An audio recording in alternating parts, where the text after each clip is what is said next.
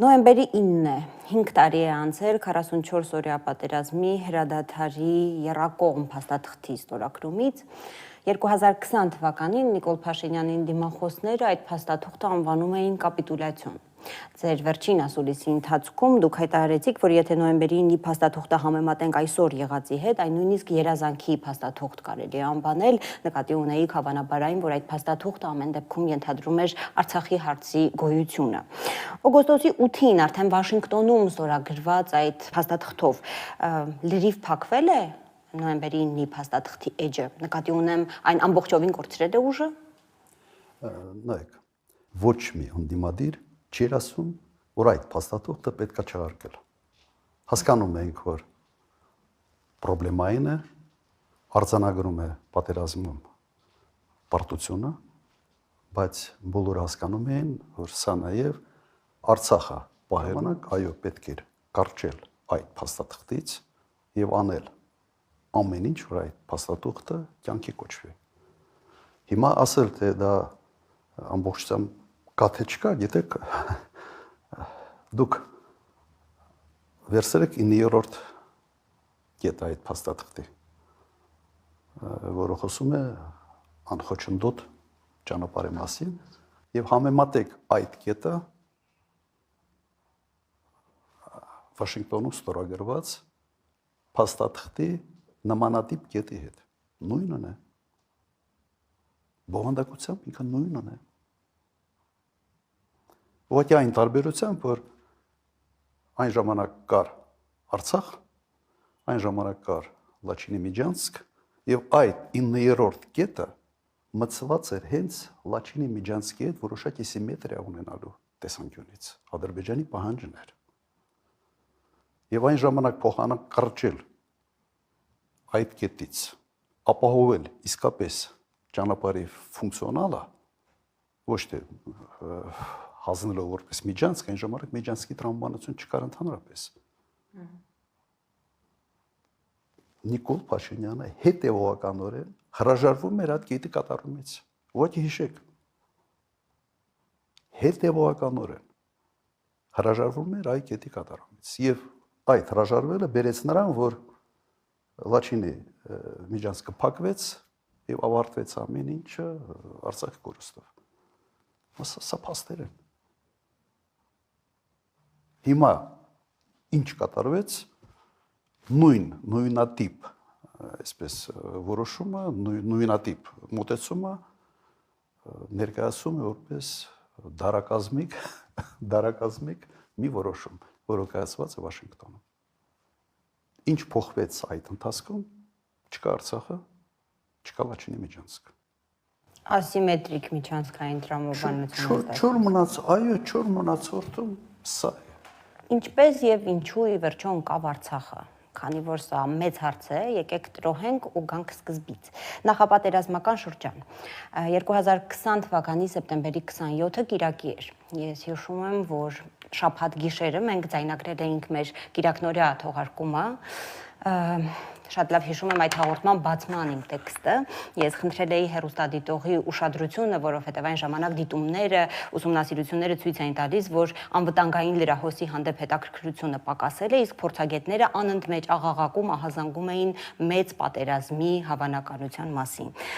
Եվ այդ հաղորդումը եթեր չհեռարձակվեց, քանի որ լուսաբացին առաջին ռումբերը պայթեցին, ու ես մտա եթեր արտակարգ թողարկման արդեն։ Դուք էլ այդ օրերին ունեիք այն նմանատիպ կանխազգացում, որ մեծ պատերազմը գալիս է։ Ինչն էր հուշում, որ մեծ պատերազմ է սկսվելու այնուամենայնիվ։ Ես այդ զգացումը ունեի մոտ 1 տարի, մինչև պատերազմը սկսել։ Եվ ինձ համար մեկ բան էր հասկանալի, որ ամեն ինչ արվում է պատերազմ հրահրելու համար։ Նայեք, երևի ձեր հարցի մի քիչ այլ ձևակերպումը հետևյալը կլներ,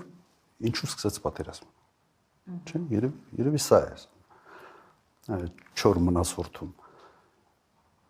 Առաջի հերթին դա բանակցային գործընթացի ձախողումն էր։ Եվ այդ ձախողումը եղավ Հայաստանի նախաձեռնությամբ։ Հայաստանը հրաժարվեց բանակցել։ Ամբողջ բանակցային գործընթացի պատմության մեջ առաջին անգամ կոնֆլիկտի կողմերից մեկը հրաժարվել է ընդհանրապես քննարկել ներկայացված փաստաթուղթը։ Դա ներկայացվել էր ամռանը 19 թվականին։ Ինչ էր ասում այն ժամանակ Նիկոլ Փաշինյանը։ Սկսելու ենք զրոյական կետից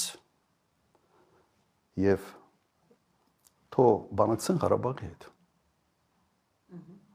Տարբեր պատճառաբանությամբ։ Եվ 19 թվականի ներկայացված փաստաթուղթը ուղղակի հրաժարվել է բանակցել։ Ջնջելով մոտ 30 տարվա բանակցային գործընթաց 25-26 տարվա հիմա պետք է հաշվել հետադարձ հաշվարկով։ Սա բերեց հետևյալին, որ կողմերի համար, միջազգային հանրության համար եւ Մինսկի խմբի համանախագահ երկրների համար Հայաստանը ամբողջ այդ process-ի ձախողող կողմն է։ Ինչ պետք է անել Ադրբեջանը։ Իհարկե պետք է հասկանալ, որ բանակցային գործընթացով ինքը որևէ բանի չի հասնելու եւ պետք է սկսի պատրաստվել պատերազմ։ Սա հիմնական, ուղղակի ֆունդամենտալ պատճառն էր։ Ես չգիտեմ ինչով էր առաջնորդվում Հայաստանի վարչապետը, իմ տպավորությամբ sense օթերում էին, թվում էր թե 18 թվականի այդ հեղափոխությունից հետո sense համաշխարհային դեմք է ինքը դարձել եւ ինքը կարող է իրեն թույլ տալ նման կարգի քայլեր։ Թե չեմ սխալվում, ինքը խոսում էր արդեն հենց բուն նախապատերազմական շրջանում, նաև Ադրբեջանում ներքին հեղափոխության մասին, պայթեցնել Ադրբեջանի ներքաղաքական կյանքը, այդ տեսակ հայտարարություններ։ Այո, եւ դրանից հետո հնչեց այդ հայտնի նախադասությունը Ղարաբաղ, Արցախը, Հայաստանը եւ վերջ։ Սրանով ինքը խաչ քաշեց ընդհանրապես որևէ սպասելիքների վրա։ Երբ չկան բանակցություններ, ուրեմն կողմերից մեկը, որը դժգոհ է ներկա իրավիճակից, պետք է սկսի պատրաստվել պատերազմի։ Սա եւս ակնհայտ է։ Ու նայեք, նաեւ պատերազմ սկսելու համար Ադրբեջանը պետք է գնահատեր իր շանսերը պատերազմում հաղթելու։ Եվ այն ժամանակ կատարվեց եւս մեկ կարևոր հանգամանք, կար, որը դրդեց Ադրբեջանի պատերազմին, այն ինչ արվում էր բանակի հետ 18 թվականից սկսած, վարկաբեկման մի կամպանիա հրամանատարական կազմի դեմ, գեներալները բոլորը թալանչի են, եւ այլ, հիշում եք այդ ամենը, սա բերեց բանակի շեշտակի թուլացման։ Սա եւս մի հանգամանք էր, որը վստահ եմ Ադրբեջանը հաշվարկում էր։ Եվ եւս կար եւս մեկ հանգամանք, դա քո ռազմավարական դաշնակցի հետ հարաբերությունների վատթարացումն էր։ Եվ հապկի հետ ուղղակի կոնֆլիկտի մեջ մտնելն էր հապկի գլխավոր քարտուղարին նկատմամբ քրեական հետապնդումներ։ Հիմա որ ասում են իդեալական փոթորիկը, սա այն դեպքն է, երբ երեք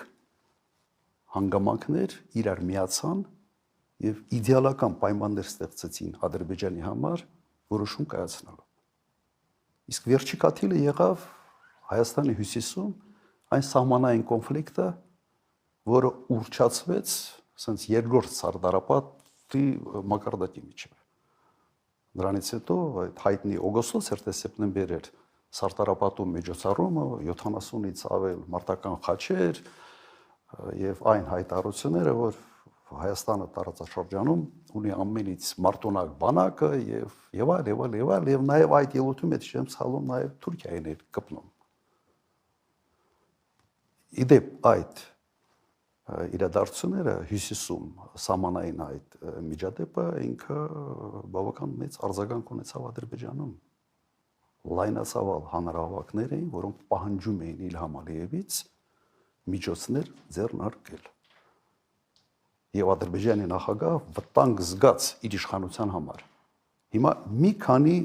հանգամանք իրար միացան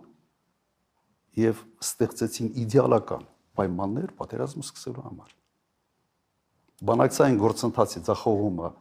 բերեց նրան, որ ոչ մեկը չդատապարտեց Ադրբեջանին, մեր կողքին ոչ մեկը չկանգնեց։ Ամենայն դեպս հրապարակային։ Բանակը թուլացած էր, ուրեմն պատերազմում հաղթելու հավանականությունը շատ ավելի մեծացավ, քո դաշնակիցների հետ հարաբերությունները փչացրել ես, ուրեմն իրենց ուղղակի միջամտության հավանականությունը եւս փոքրացավ։ Հիմա այդպիսի քայլեր կարող են անել միայն անպատասխանատու մարդ։ Կամ եթե դա չի արվել գիտակցաբար, այսպես ասենք, պատերազմը հրահրելու համար։ Եվ ո՞րն է ձեզ հետահայաց զուտ ձեր կարծիքը։ Որովհետև սկզբում ասացիք, գուցե դա հետհեղափոխական էյֆորիայի ազդեցություններ, հիմա գալիս ենք նրան, որ կարծես թե պլանավորված գործողությունների մասին ենք խոսում։ Նման է, նման գործողությունների, բայց ես չեմ կարող պնդել։ Հիմա դա կամ ուղղակի աշխարհակահաղական առումով տգիտության արդյունք է, կամ ես մեկ անգամ մի նախադասություն եմ ասել, որ եթե Հայաստանի ղեկավարը լիներ գործակալ, ապա կաներ ճիշտ այն քայլերը, որոնք մենք տեսնում ենք։ Ես չգիտեմ, իշխանափոխությունից հետո միայն հայտնի կդառնա, թե իրական պատճառները որոնք էին։ Բայց մի հուշագրավ հայտարարություն, որը ուղղակի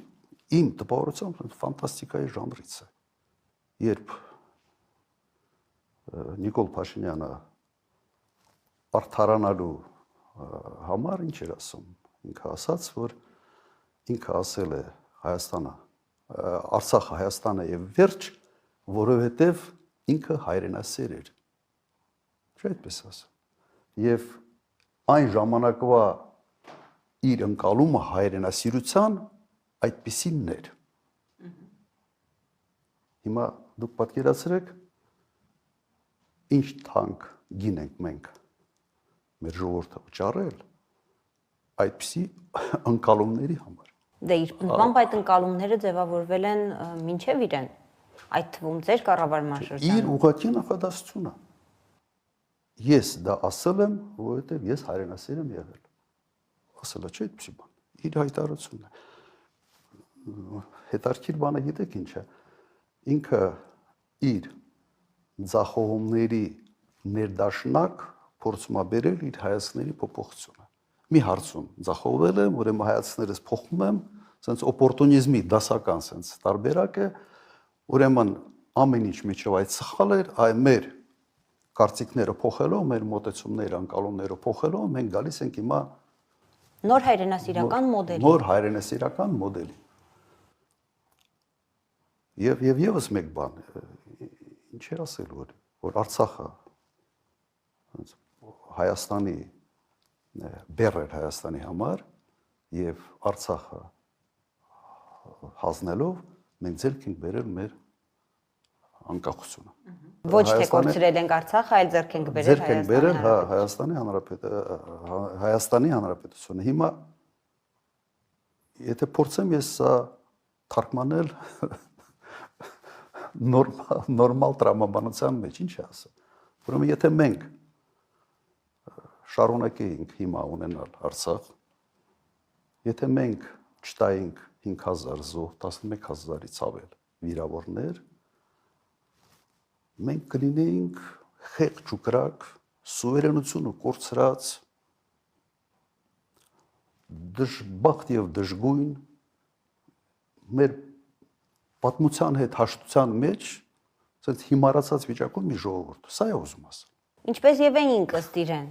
Նա ձեզ եւ ընդհանրապես նախկին բոլոր իշխանություններին մեղադրում է ԵԱՀԿ Մինսկի խմբի հետ ձեռք-ձեռքի տված բանակցային մի այնպիսի հավերժական գործընթաց սկսելու համար, որը ի վերջո պետք է պայթեր մեծ պատերազմով։ Հիմա ասում ինչ վատ բան եմ արել։ Այդ պատերազմը եղել է, պարտվել ենք, եկեք առաջ գնանք։ Պատերազմը չէր լինի, եթե չարվեին այն սխալներ, որոնց մասին ես հիմա խոսացի։ Միանշանակ։ Ինչով կավարտվեր բանակցային գործընթացը։ Բանակցային գործընթացը կավարտվեր այդ մադրիդյան սկզբունքների մոդիֆիկացված տարբերակների ընդունման տարբերակով։ Եթե Նիկոլ Փաշինյանը մտներ բանակցային գործընթացի մեջ 19 թվականին, առաջարկը լավն էր, ապա շատ մեծ հավանականությամբ ամեն ինչ կավարտվեր նման կարգի փաստաթուղթ ստորագրելու տարբերակով։ Սա կլներ ավարտը։ Եթե ենթադրենք, որ անփորձություն էր քաղաքական, ելնենք այդ տեսակետից, ինչ որ մեկը ձեզ փորձել է խորհուրդներ տալ Նիկոլ Փաշինյանի քաղաքական թիմին, թե ինչպես են բանակցում։ Որևէ փորձ իմ հետ չի եղել նման կարծիք ինչ որ իմանալու, ինչքան ես հիշում եմ, ինքը հանդիպել առաջին նախագահի հետ, որից հետո ասել է, որ ոչ մի նոր բան ես չլսեցի։ Չեմ կարծում, որ ինքը ընդհանրապես ընդունակ է խորհուրդ լսելու։ Չեմ կարծում։ Ամենից անհասկանալի կետը ինձ համար հոկտեմբերի 18-ին, թե 18-19-ին, երբ Նիկոլ Փաշինյանը մերժեց պատերազմը կանխեցնելու ռուսական առաջարկին։ Ադրբեջանը համաձայն էր եւ Նիկոլ Փաշինյանը մերժեց հստակ իմանալով, որ պատերազմը պարտվելու է,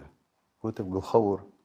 շտաբը զեկուցել է ուղղակի, որ պատերազմը շարունակելու ռեսուրս բանակ այլևս չունի։ Կար այդ զեկույց եւ դա հանրային հայտնի փաստ է։ Բայց ինքը որոշում կայացրեց պատերազմը շարունակելու։ Եվ բացատրությունը հետեւյալն է։ Իր բացատրությունը այդպիսի որոշում եմ կայացրել, որ ինչ չասեմ, որ ես դավաճան եմ։ Եվ այդ որոշումը մեր ժողովրդի վրա նստել է առնվազն 2.500 լրացուցիչ զոհով եւ առնվազն 5-ից 6000 վիրավորներով։ Սա առաջնորդի քայլ է։ Առաջնորդին հիմնական գործը որոշում կայացնելն է։ Եթե դու կայացնում ես որոշումներ, ինչ որ սխալ ընկալումներից ելնելով,